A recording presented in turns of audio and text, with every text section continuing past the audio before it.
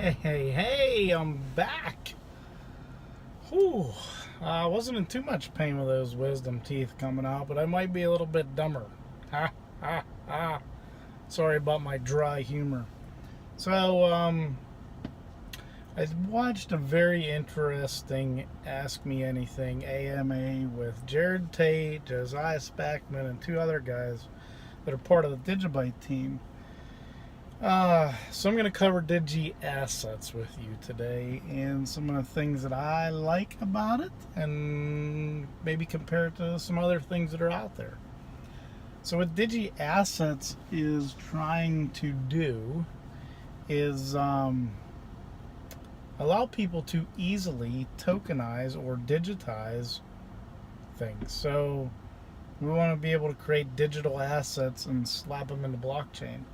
So it's going to cost a very, very, very, very, very tiny amount of DigiByte, and then you can create as many of these assets as you want. So one of the examples that they used was like a concert ticket, right? So you go to an event ticket, and you're trying to worry about these counterfeited tickets and stuff like that. Well, if you had them and they were verified on the blockchain, well then you know, right? That's a pretty big deal. But one of the things they brought up, because I like Ravencoin's doing the same thing. You can download their desktop wallet and very easily create a digital asset, digital token, right? Send it around to whoever you want.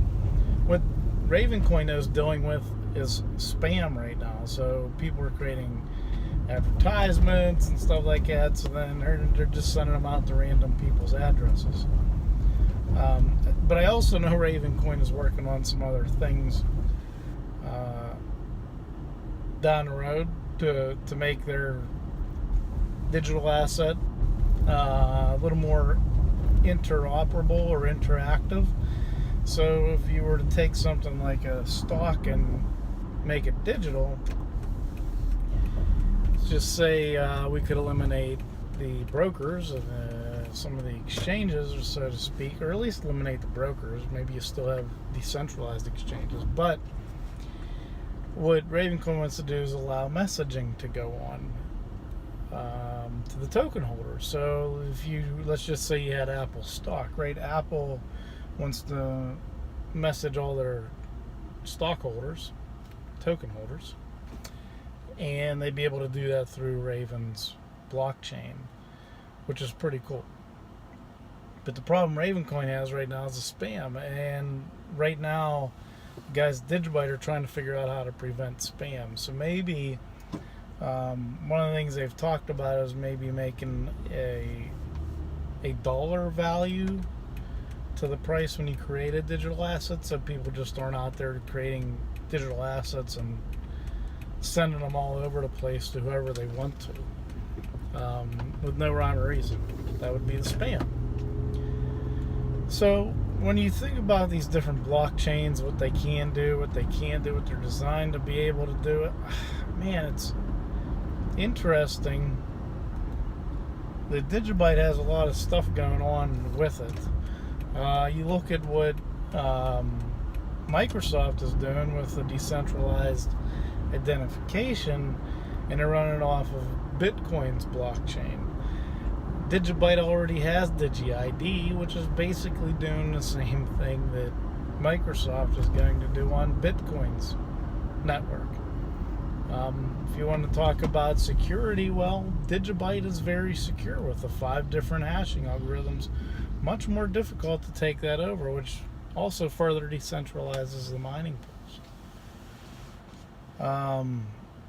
And now you have the digital asset issuance. And it's not done yet. I know they're working on it. It's on their test net. They're testing it out on the main net. But you could essentially do ICOs really easily. Very, very easily. But I think, which leads me into this, ICOs, I think many of them are going to be squashed by the powers that be, the regulators. I really do. But no, I think DigiAssets is going to be a big deal, and I think DigiID also can be a big deal. But to be able to build out and issue these tokens on, I mean, go check it out. I'll put a link to the AMA in the description below so you guys can watch it. It's pretty long. Probably need to go to about 20 minutes in, and that's when Jared Tate actually hops in and starts speaking a little more about it, because he's like the main developer behind DigiByte. So it's a pretty big deal. DigiAssets, imagine being able to be an insurance company and they say, hey, we need you to go around and we're going to create tokens where you're going to tokenize the things in your house with an image. And now we have, a good copy, and if your house were to burn down or something, there's your digital asset representation and everything. I mean, this stuff is going to get crazy integration down the road. I mean, there's just so many different applications that could benefit from the efficiency of a blockchain and the verification side of it all. So that's what I wanted to talk to you about today. I hope you guys are all doing well. I'm back. You should see me every day during the week unless something crazy is going on, but it should be good. So if you haven't subscribed, please do so. I'm now officially over 100 subscribers. I may reach out to you, whoever that 100 subscriber was. Send you a little something your way. Maybe I'll send you some crypto. Who knows? But now let's make it bigger. Let's try to get to 1,000. Let's get to 1,000 subscribers quickly. Let's go. All right, so share it, smash that like button, and don't forget to subscribe, and we'll see you all tomorrow.